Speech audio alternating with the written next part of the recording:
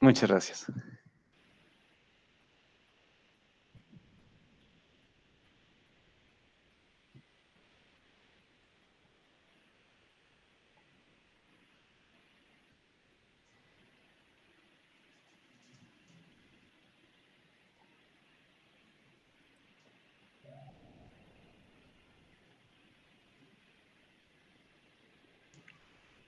Ya estamos, ¿verdad, Rogelio? Solamente para confirmar.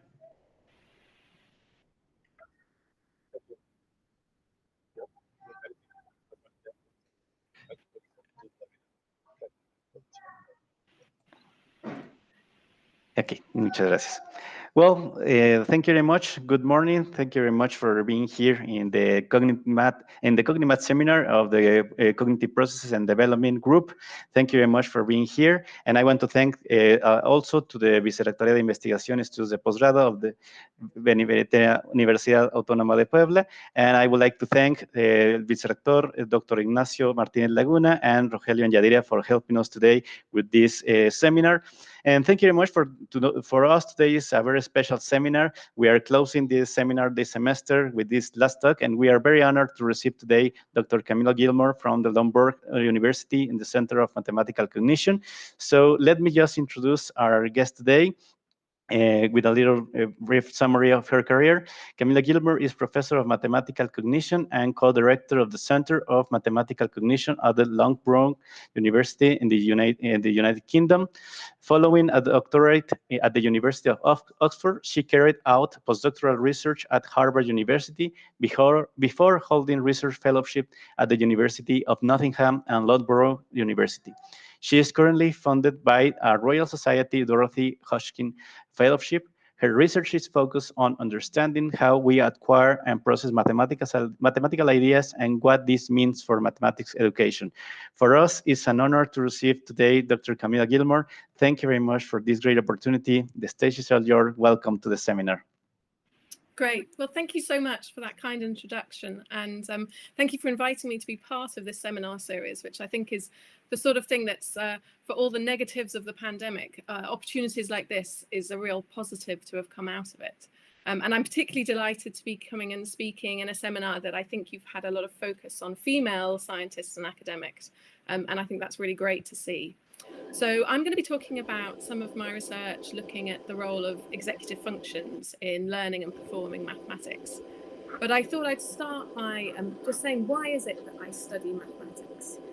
So my background is as a psychologist, and in my undergraduate degree, we didn't really look at mathematical learning at all. There was a lot of focus on reading and language, but nothing about mathematics at all. And I became quite interested in mathematics learning, mathematics education, and what psychology has got to say about how children learn maths and why some children have difficulties.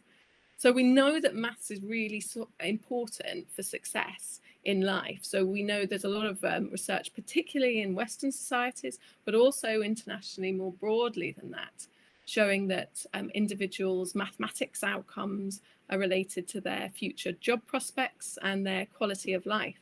And so it's really important for children to do well in learning mathematics at school. But unfortunately, for many children, that's not the case. So some data a little while ago now from the UK showed that a fifth of children were leaving primary school. So that's at age 11. They were leaving primary school without reaching the expected level of mathematics. So a fifth of children are already struggling at that early point in their education with mathematics learning. And unfortunately, this situation doesn't improve. So we know that in the UK, and also research from the US has shown this, that a quarter of adults have numerical skills that are considered to be below the basic level needed for everyday situations. So we need a certain level of mathematical skills to manage our money, our finances, to be used in employment, to make choices when we go shopping and things like this. And a quarter of adults don't have the numerical skills they need to do this. So it's really interesting for me as a psychologist looking at this to say, well, what can psychology and cognitive psychology say to help us understand why this is? Why is it that so many individuals really struggle in learning maths and don't develop the math skills that they need. So one way that my kind of approach to looking at this, and a lot of my research more broadly, is thinking about what are the different skills that are needed for learning and doing mathematics. So I've put here on the screen just a few different skills that research has shown is associated with outcomes in mathematics. So this includes some mathematical specific skills, so things like number awareness, symbol knowledge, or the precision of our numerical representations. So these are things that are specifically important for maths. But there's also a really wide range of skills that are more general skills that we know are also important for maths. So looking at IQ, language ability, visuospatial skills, and executive functions. And what we know is that individual differences in these skills are associated with individual differences in mathematics learning and mathematics outcomes. And so perhaps this can tell us something about why some individuals struggle with learning maths. So today I'm going to focus on research that's just looking at executive functions, because this is a big topic in its own right, and so I'll just be focusing on this. So if you're not sure, just to give some background information about what executive functions are.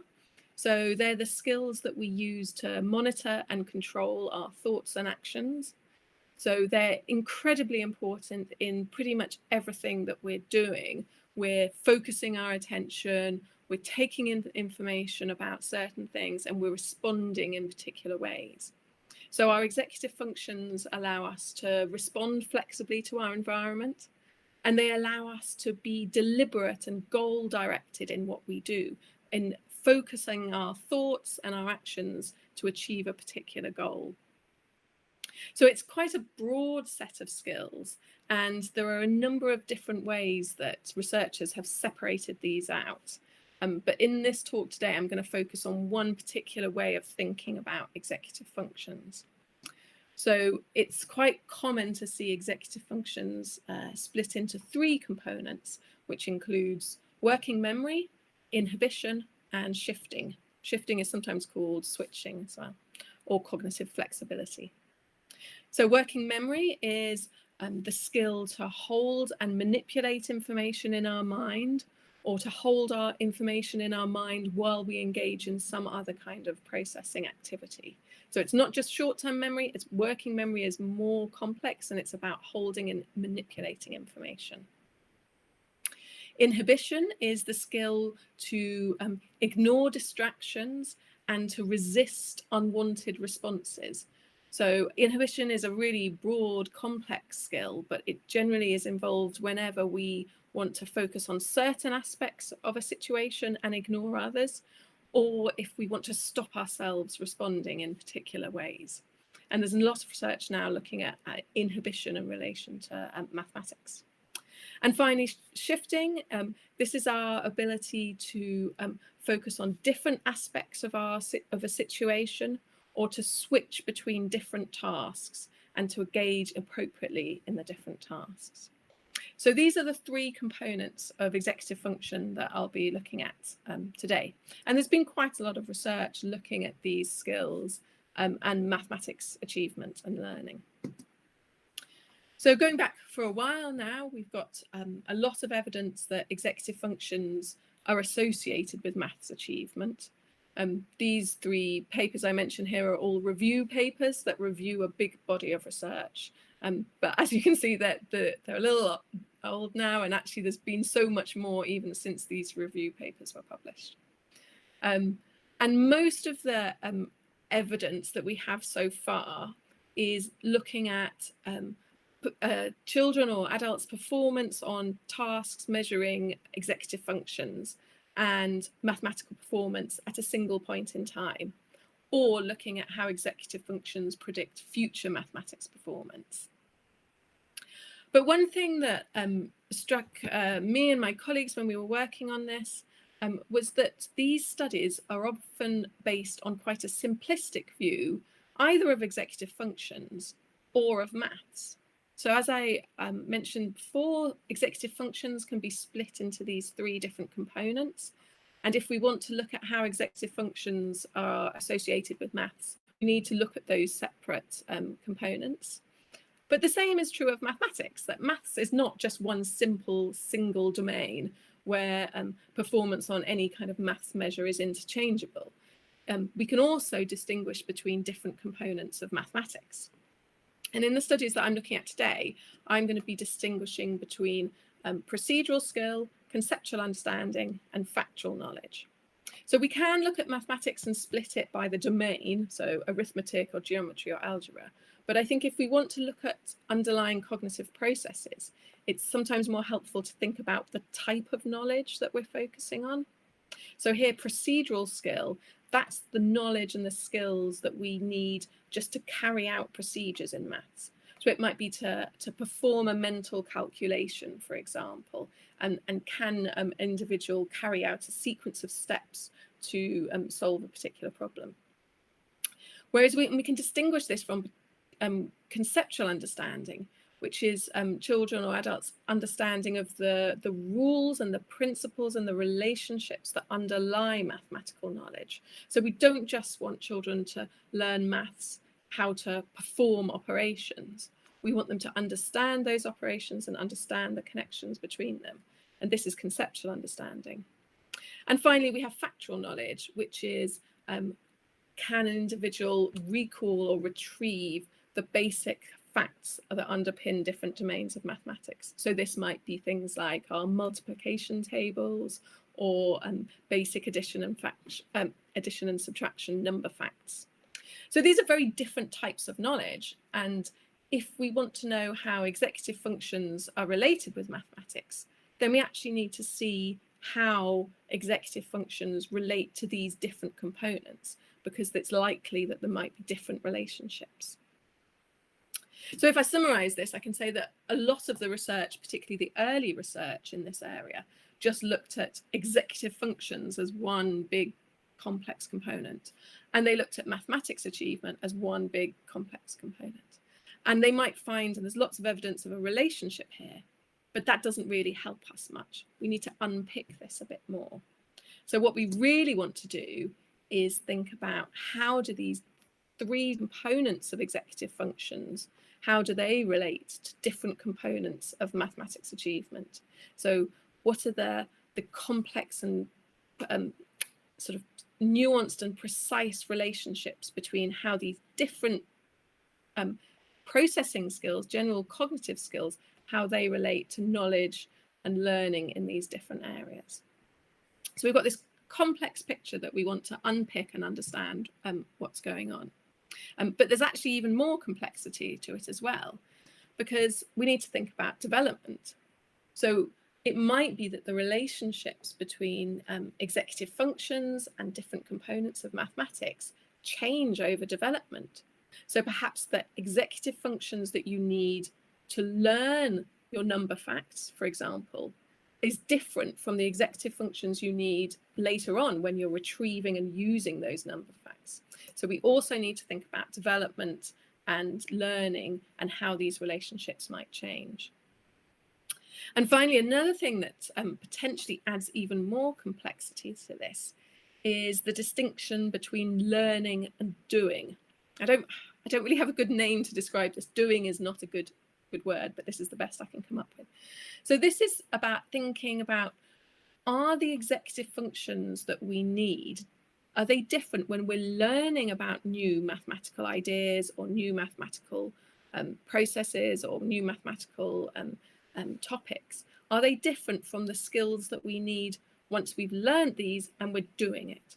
So we need a certain set of skills to carry out particular operations. So if we're doing some mental arithmetic, we'll need certain sets of executive functions to help us do that. But they might be different from the executive function skills that we needed to learn how to do that procedure in the first place.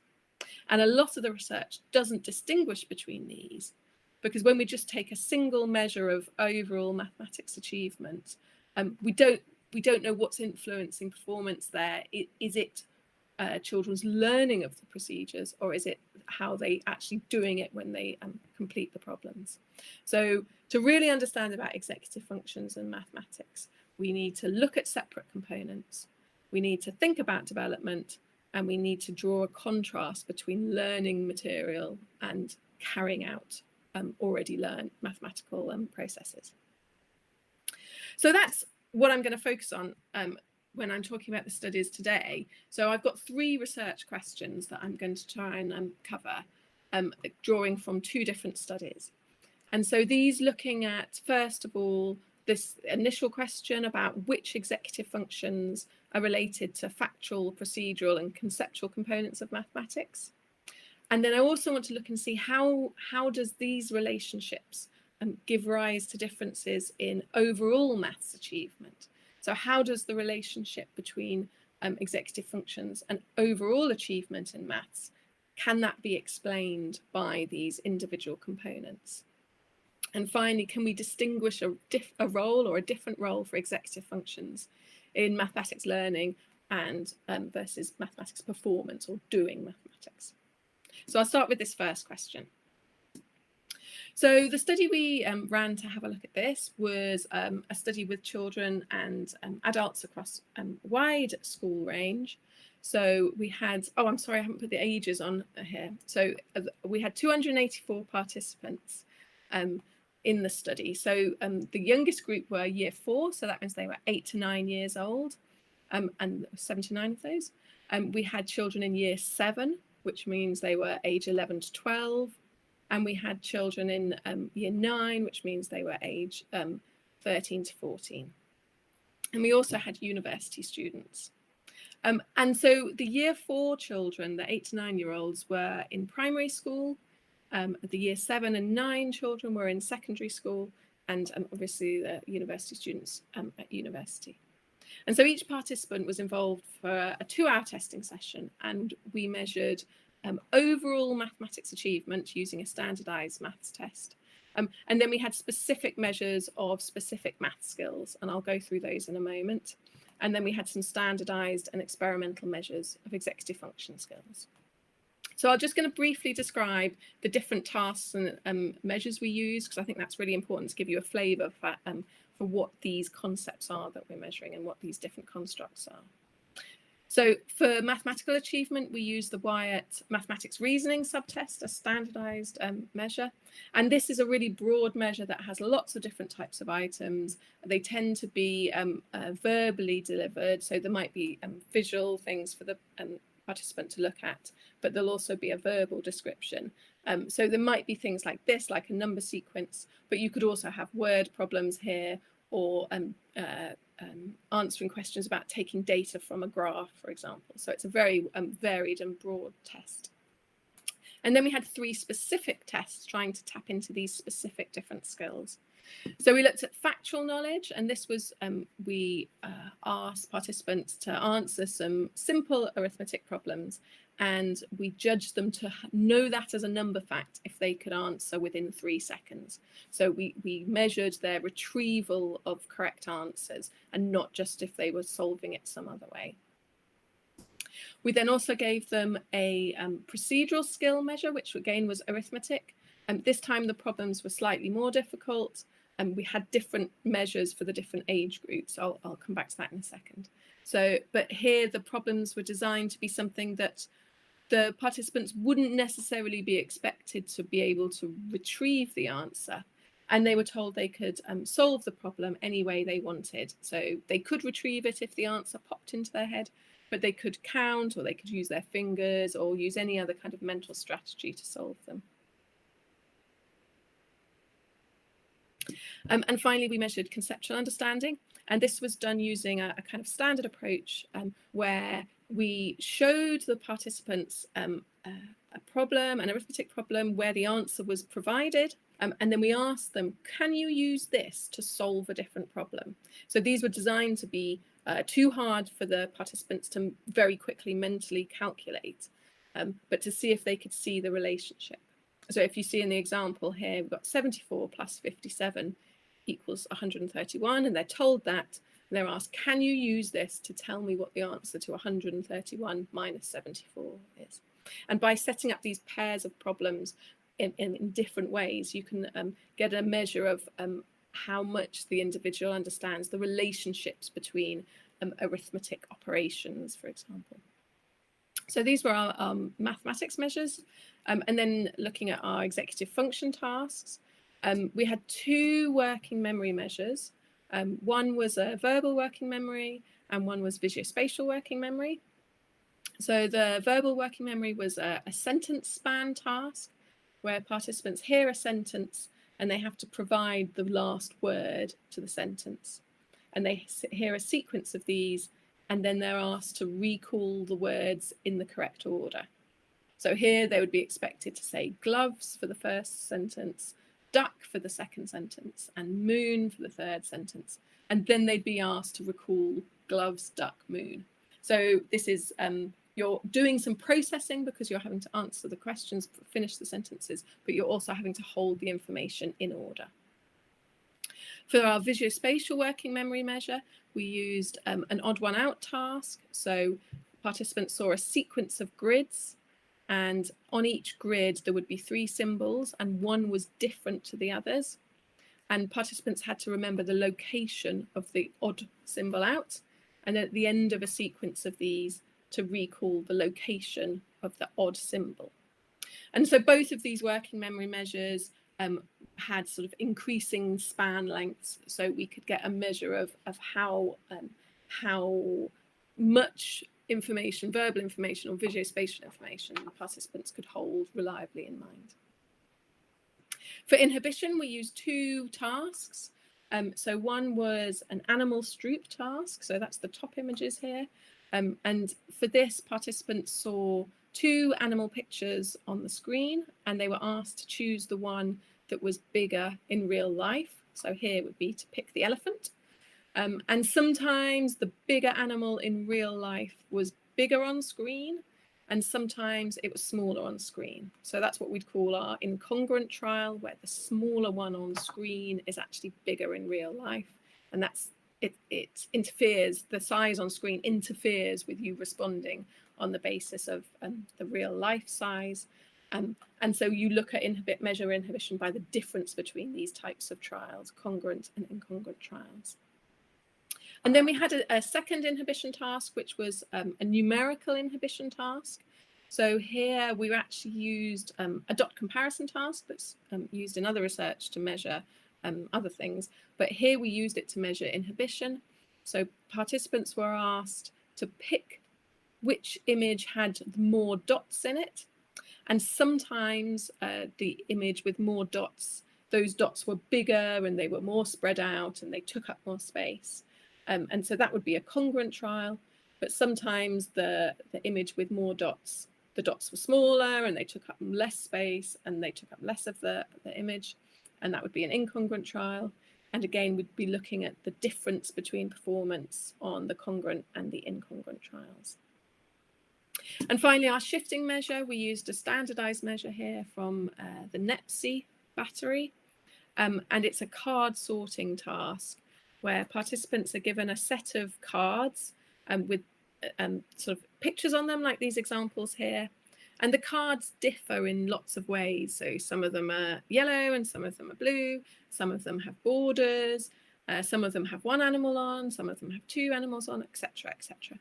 And participants are asked to sort the cards into 2 piles according to some criteria. So they can choose. They might use color as the first one, for example.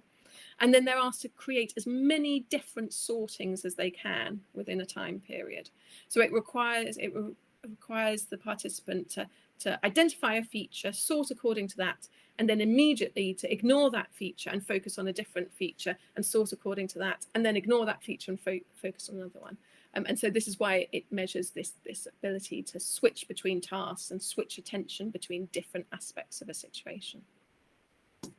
So as I mentioned, because we've got these different age ranges, from the youngest children were 8 and the oldest had university students, the cognitive skills task we could give the same to everybody. But obviously the mathematics tasks, we couldn't do that because the 8-year-olds and the university students couldn't do the same kind of items. So although they all did the same type of measure, the actual content itself was changed to be age appropriate.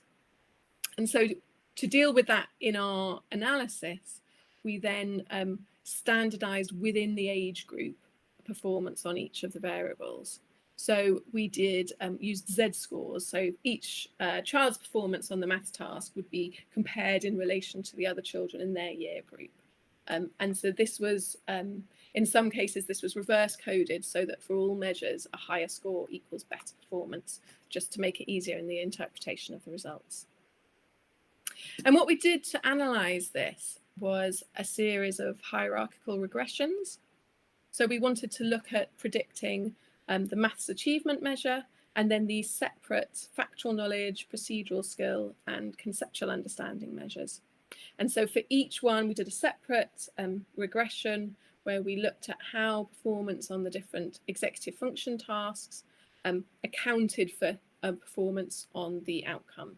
So to what extent does the executive function measures explain individual differences on these different maths measures?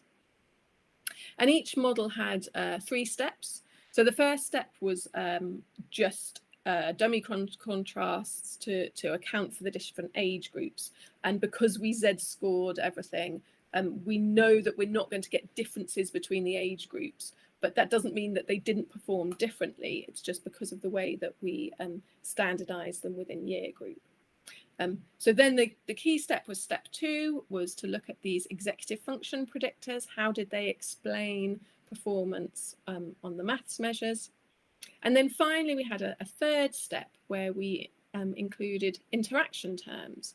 So these were looking at the interaction between age and the different executive function predictors. And the purpose for this was to allow us to see, is there a different set of executive function skills that are related to the maths skills at different age groups? So are there different patterns for the 8-year-olds than there are for the adults, for example, in terms of the relationships between the executive function skills and the maths measures? And what I can say straight away is that we didn't find any significant interaction terms. This was completely not what we were expecting. We were really predicting to see some differences over development, but actually we found that the patterns of relationships between the executive functions and the maths outcomes was the same at all age groups. So I'll just go through the results now. And so I'm going to present just the outcomes for each of the different maths measures of which of the executive functions were significant predictors. So for our overall maths achievement measure, we found that it was working memory that was the most important here. So both verbal and visuospatial working memory were significant predictors.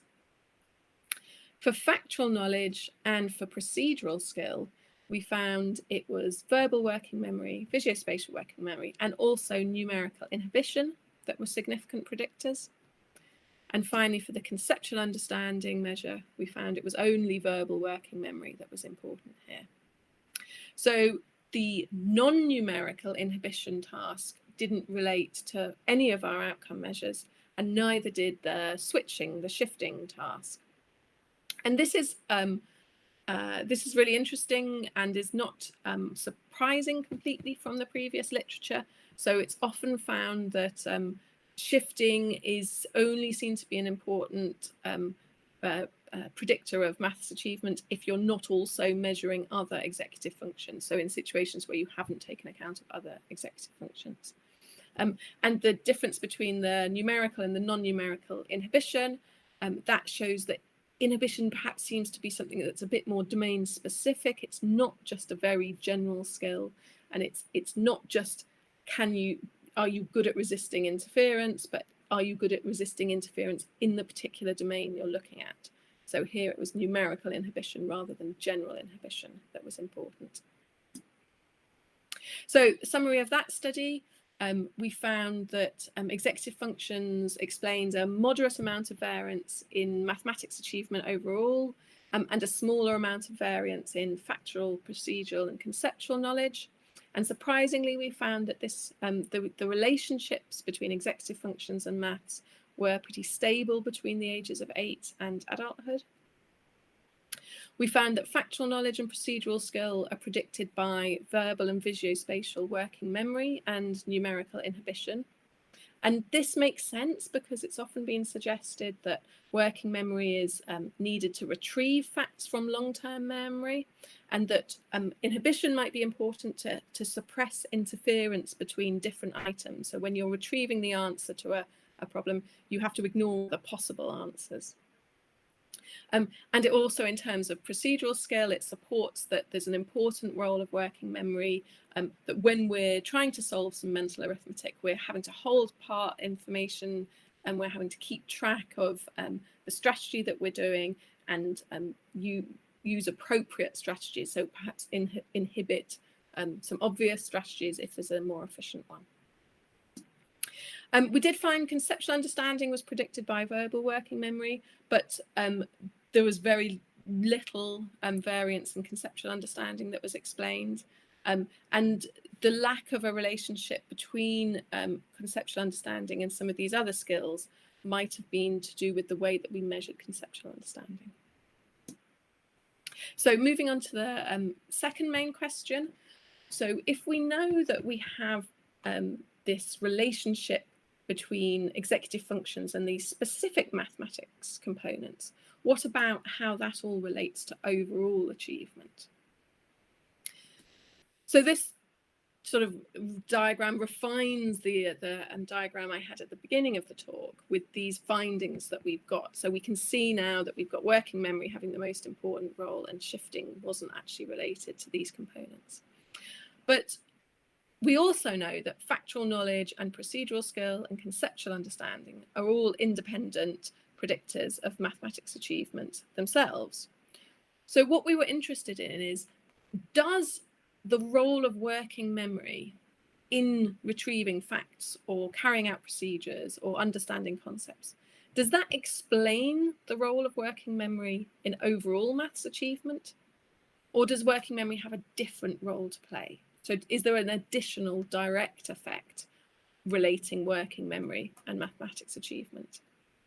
And so for this next bit of analysis, we just focused on working memory because if you recall, when we looked at the individual relationships with mathematics achievement, it was only working memory that was directly, independently related to maths achievement. So we did a couple of mediation models. So if you're not familiar with this, this is a way of looking at how variance in different tasks can be related to variance in other tasks. So what we're really asking is, does the role of working memory in factual knowledge and procedural skill and conceptual understanding, does that explain the role of working memory in maths achievement, or an additional role to play? And what we found was partial mediation. So we found that there were these indirect paths. So to some extent, the role working memory's involvement in factual knowledge, procedural skill, and conceptual understanding does explain the relationship with mathematics achievement, but it doesn't explain it all, because there continues to be quite a substantial direct path. So you can see this here, the loading up at 0.242 here, that there's still a lot of relationship between working memory and maths achievement that isn't explained by the role of working memory in these specific components. And we had the same effect for this. So the first one was verbal working memory, and then for visuospatial working memory. So here there was only indirect paths through factual knowledge and procedural skill, but again there was a really substantial direct path. So there continues to be a relationship between visuospatial working memory and maths achievement, even when we've taken account of the role of working memory in factual knowledge and procedural skill.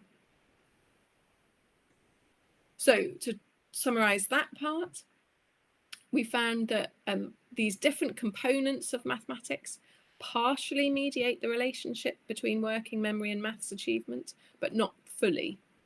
And it's worth mentioning that we've done we've just more recently finished analysing a sort of replication of this study where we're focusing on secondary school students, and we've used more broad measures of mathematics. So we haven't just looked at factual knowledge and procedural skill of arithmetic and conceptual understanding of arithmetic. We've also looked at algebra, and we've also looked at geometry, and we still find partial mediation. So the role of executive functions in these specific components of mathematics partly explain why there's a relationship between executive functions and overall mathematics, but not fully. So there's still a direct relationship. So what does this direct path represent? Well, from this study, we don't know, but there's some plausible things to think about. So one is to do with kind of classroom learning behaviours. So if children's executive functions have an impact on how they behave in the classroom, how they learn in the classroom, then it's not surprising that we'd find this really enduring relationship between executive functions and mathematics outcomes, and that this wouldn't necessarily be explained by particular mathematical skills. And then the other thing is none of our tasks measured problem solving. So when we think about mathematics, it's not just about it's not just about remembering some number facts or learning how to do a procedure accurately, or even just about understanding relationships.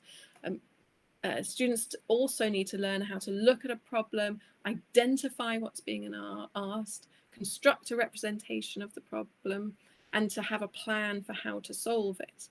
And I think none of the specific math skills are able to really measure this, because they just are tasks involving lots of items of the same type. So I think problem solving is another really important area for executive functions that relates to our overall outcomes.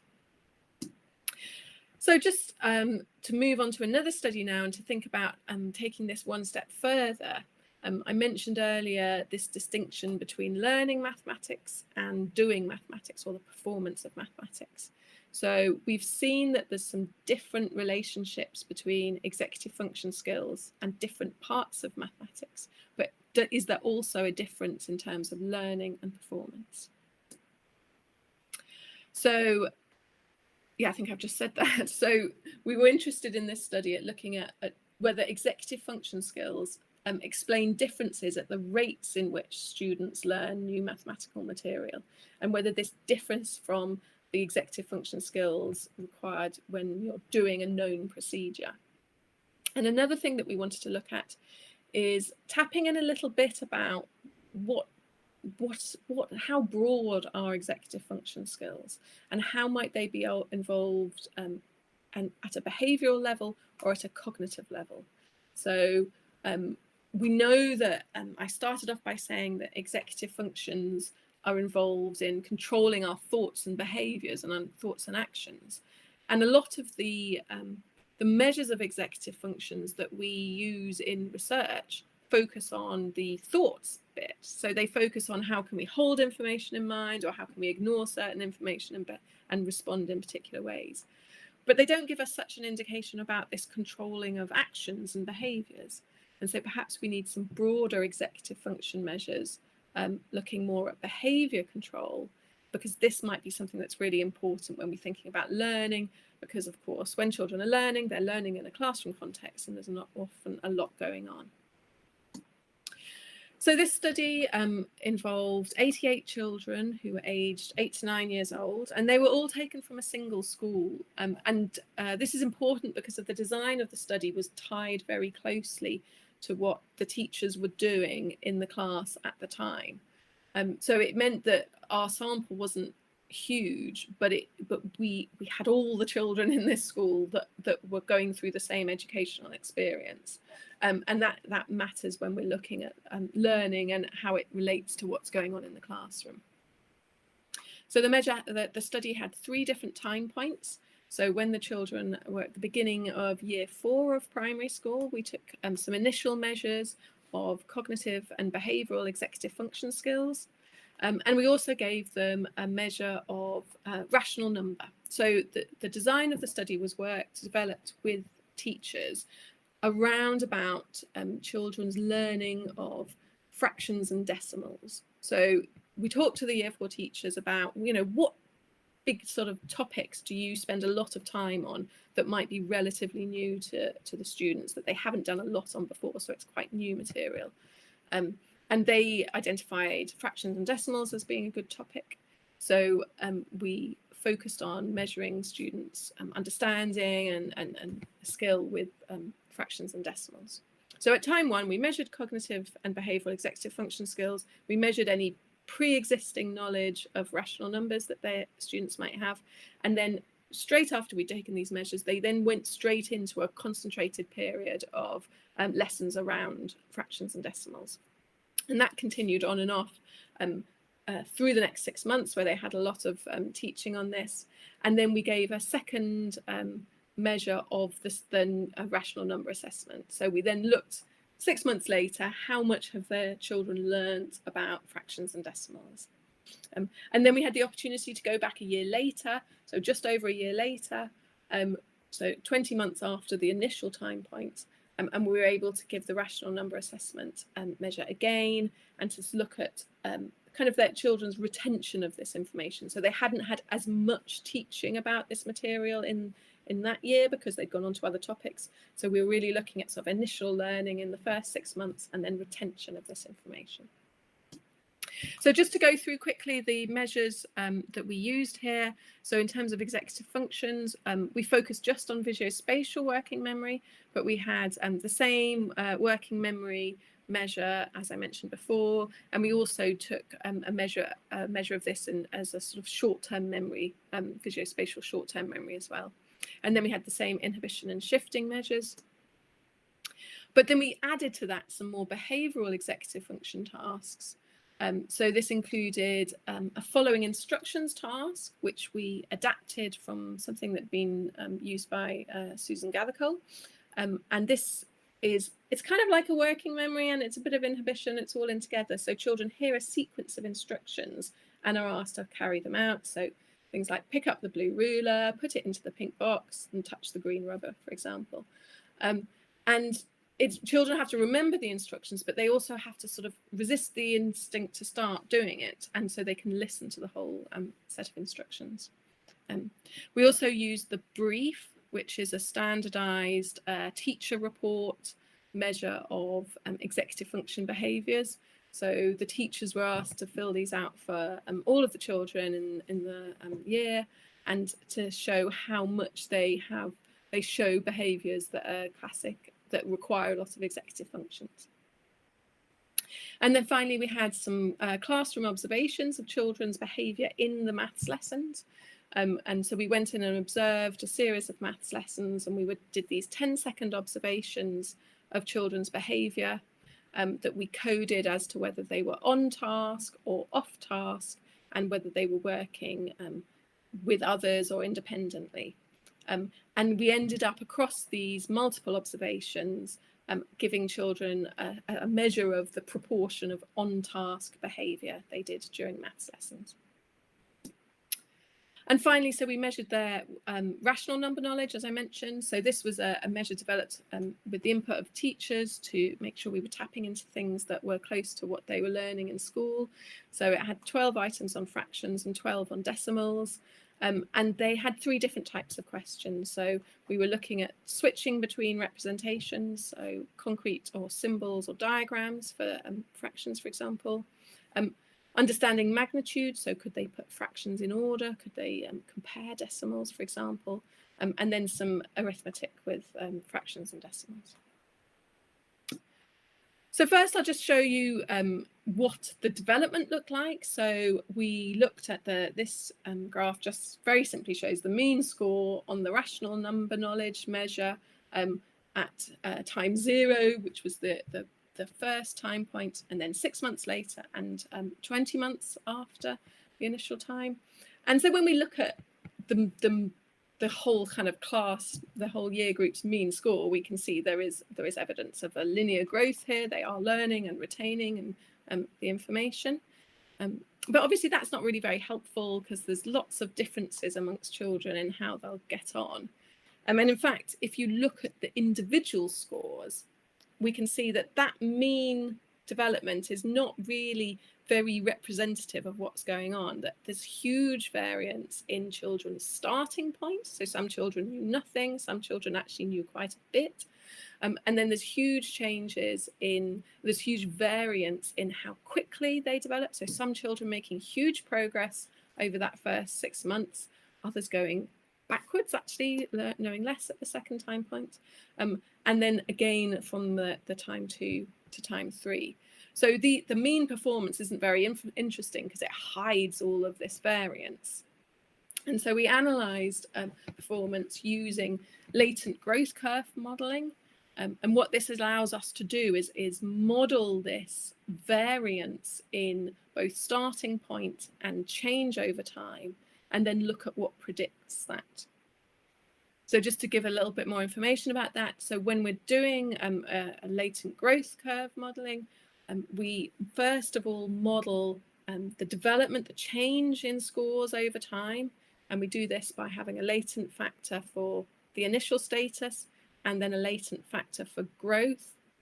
And then what we can do is look at how our different executive function measures are associated with these latent factors.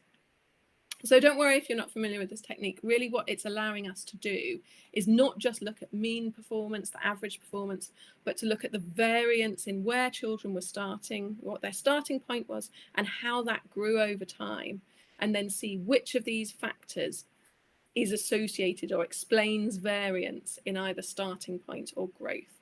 So we're sort of distinguishing here what children can do in terms of that initial status and how much they learn, which comes from growth. So if this table's just showing you now which of the executive function skills or which of the executive function measures were significantly associated with either children's starting point for the rational number measure or their growth. And the ones in bold are the significant predictors. So in terms of the initial status, we found that working memory was a predictor of this, numerical inhibition again, and the teacher measure, the brief measure as well. But then when we look at the slope or the growth, the changing in time, that there's a slightly different set of executive functions involved here. So now we're looking at numerical inhibition as being an important predictor. The following instructions task is a predictor, and the classroom observation is a predictor here. And in fact, the brief has a very similar effect size and is very sort of narrowly non-significant here as a predictor as well.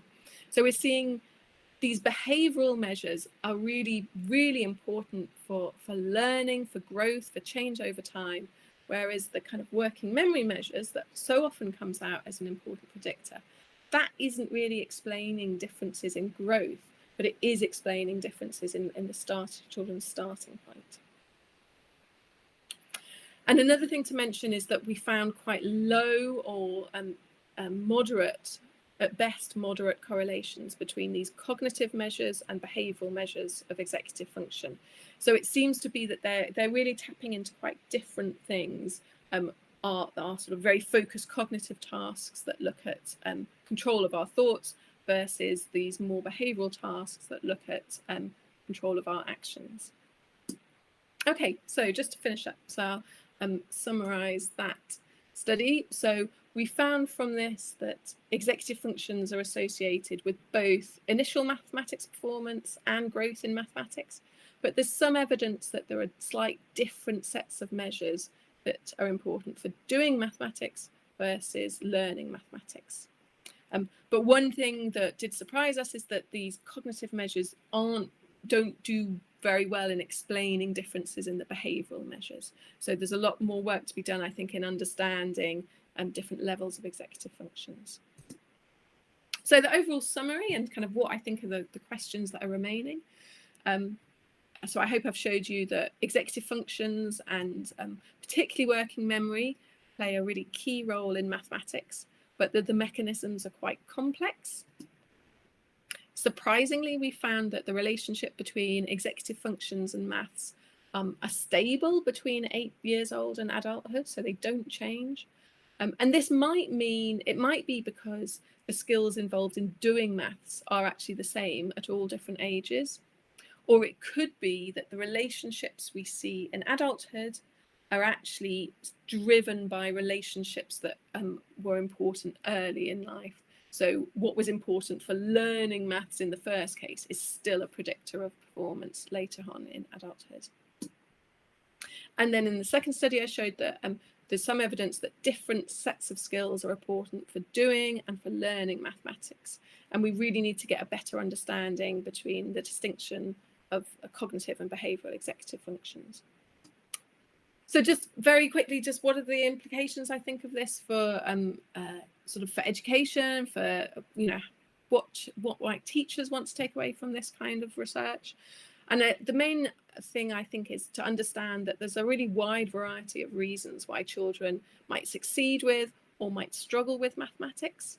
So these kind of non-mathematical skills, such as executive functions, are nevertheless very important in explaining some children's difficulties with mathematics. We don't currently have good ways to train executive function skills. I think this is a really important question for future research. Can we help this situation by training executive functions? At the moment, there isn't good ways of doing that.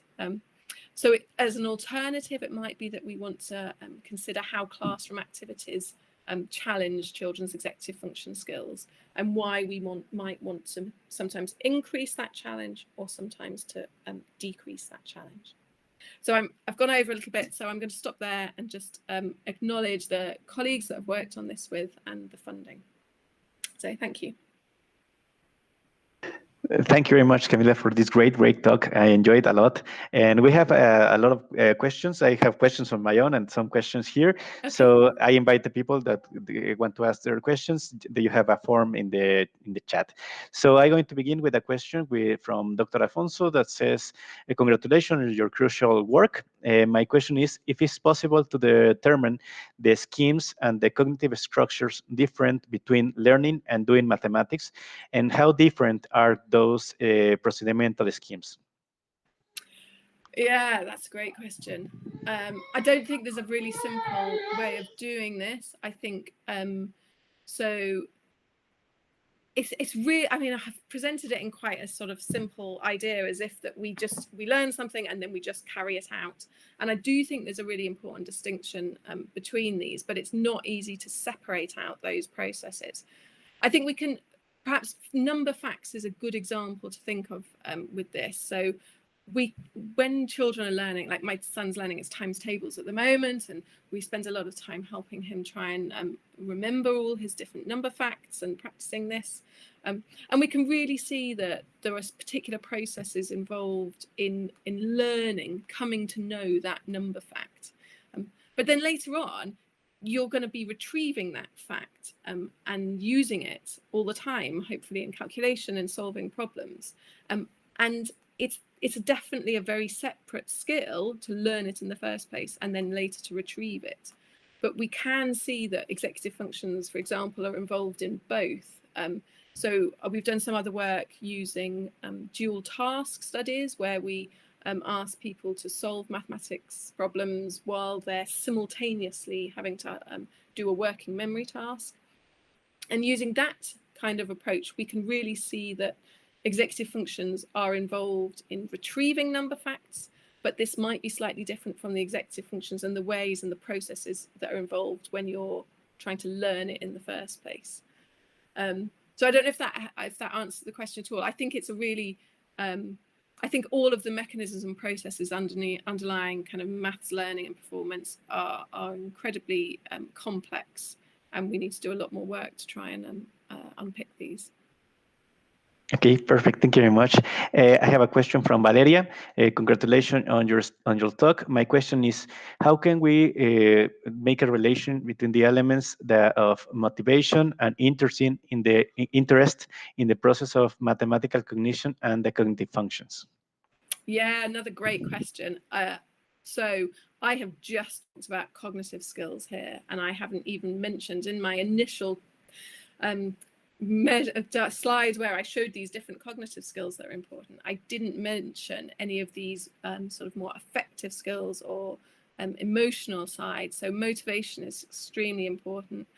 The other thing that we know is really important is sort of attitude and anxiety. So a lot of individuals have real anxiety about learning maths, and this can totally interfere with maths learning and maths performance. And one of the problems, I think, of a lot of our research is we look at these things separately. So there'll be a whole group of researchers that might be like me, looking at the cognitive skills and executive functions. And then separately, there's a lot of work going on looking at motivation and interest and anxiety. And both groups of researchers find that these things are important, but we know much less about how these interact. So in these studies, we did also measure maths anxiety and look to see if that had a relationship. And it was related to mathematics outcomes, which we'd expect, but it didn't alter any of these kind of executive function relationships. It didn't interact with executive functions. But we do need to do studies, I think, where we bring these things together, because particularly if we think about working memory and anxiety, there are known to be some connections here that one consequence of being anxious about mathematics is that you kind of use up some of your working memory capacity in your worries, and therefore that might have an impact on your how well you can use your working memory to solve the maths that you're doing. So we have got to try and bring these together and unpick a bit more about how they're related. But I don't have a really good answer to that either, because I don't think we have the evidence on that yet. Yeah, thank you very much. Thank you very much. And that brings me one question that I have, but you answered is the anxiety component. So thank you very much for that. And I have a question. You mentioned that you apply also not for arithmetics, also for algebra, geometry. You have said, but what happened, for example, for some topics in mathematics like statistics or mathematical modeling, when you have to make some decisions? How can the executive function could be involved in these kind of processes, more like not solving, but deciding about, for example, in the statistics? Yeah, okay. So I haven't done any work on statistics myself. So we've just looked, as I said, at algebra and geometry as those kind of slightly more advanced skills. I think a lot of that comes under the sort of umbrella of these more general problem solving and reasoning kind of skills, that again, we know that's related to maths learning and maths achievement. But I don't know of a lot of research that's really yet made progress in relating that to these kind of lower level executive functions. So we know that problem solving is a really kind of intangible skill. It's quite difficult to pin down, and it's quite difficult to separate it from the topic or the content itself. So it's quite tempting to think that, well, if we could just measure problem solving, then we can see how that relates to executive functions, for example. But actually, those more kind of higher level skills can't be separated from the content that you're looking at. So it doesn't really make sense to measure problem solving. You could measure problem solving in algebra, or the way that you approach problems in statistics or something, but it's very tied up with the content itself. And so that means it's quite difficult to see how that is a separable element in this whole kind of network of skills that are involved in doing maths. So yeah, I think it's really important, and I think it could explain some of these kind of direct paths, as I mentioned, where we're still seeing unexplained, we're seeing relationships between executive functions and maths that we can't explain through any of the processes that we're already measuring. So that's a really important candidate for it. These more general reasoning or problem solving skills is a really important candidate for it, but it's quite difficult to see how we could pin that down to actually just measure it in a task. Okay, perfect. Thank you very much. And one final question that I have is the executive functions and the relationship with, for example, some mathematical disabilities. I don't know, that could be a relation, that could be a study from the executive function that could be associated with some mathematical disabilities. Yeah, so there's a lot of work on this. It's a really interesting question. So I focus just on looking at explaining kind of variance in typical development, rather than focusing on particularly on children who have math learning difficulties or disabilities. And there's quite a lot of research and interest and debate at the moment about, for children who have those really sort of severe difficulties with learning maths, is this because of a specific numerical mathematical difficulty? So there are some suggestions that this comes from difficulties with representing numbers, or how precisely we can represent numbers. But there's also a sort of counterpoint to that of studies that look and see that actually, yes, executive functions and particularly inhibition, I think, has come up in a few studies, that might instead explain why some people have really particular difficulties with learning maths. I mean, I think my approach on this is I don't think it makes sense to look for a single explanation of maths difficulties or disabilities, because actually they're so varied, and one of the reasons that maths is so difficult is that it involves so many different skills, and therefore there are loads of different ways that you can find maths difficult. So there might be lots of different reasons for children having maths disabilities, and this makes it really super difficult for teachers, of course, because what's going to help one child is not necessarily going to help another child, and actually we need to understand whether it's something very specific about number, or is it something more general about executive functions, or it could be, spatial processing or language or many other things that could be playing a role here. Perfect. Thank you very much, Camila. And we are getting closer to the end of the session. And I want to thank you again for this great opportunity. It's an amazing topic. Thank you very much. And I would like to ask you something that I always ask for my speakers by the end. You know that we are living in this pandemic that has been brought a lot of goals that will stop, and some challenges to go front. So my question is, if you can give us some reflections, some words about how to stay motivated in this pandemic area, to keep going through research. We know that the pandemic are going to affect a lot the gap between the students in the schools that are receiving online education. Here in Mexico, some kids are receiving it by the TV. So how can you say us this reflection, these words of stay motivated to do research despite of the fact that we are living this pandemic? Yeah, I think it's such an important thing to think about. So just to give you a bit of information about my situation. So I have 3 children, and during the pandemic, their schools have been closed, not the whole time, but for long periods of time. So they've been homeschooling, haven't been able to go into work for months on end, been working at home, and had several ongoing research projects, some really nice intervention studies due to happen in schools that all just had to be cancelled. And I've been trying to support, not just look at my own research, but support lots of colleagues and PhD students and so on. And I think it's been incredibly challenging. I think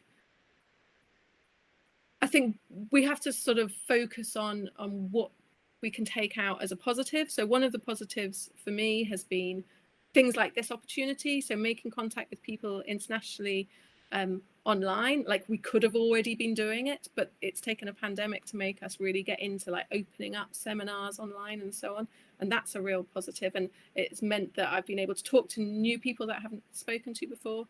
But I think in terms of the research itself, it absolutely reinforces that we need to be as effective as we can with maths teaching. So there's a lot of talk in the UK at the moment about catch-up education and recovery education, and what should we be doing to help children catch up. And I think we need to be just teaching them the best way possible. And it's got nothing to do with the catch-up. It's just we need to, kind of how we should have been teaching them all along. And so this is where research has a really important role to play, that if we can understand more about learning, if we can understand more about what goes on in the classrooms and how to give teachers the information and the resources and the ideas and so on that can help them, then we can be really effective and kind of make up for some of these sort of real difficulties that children have had.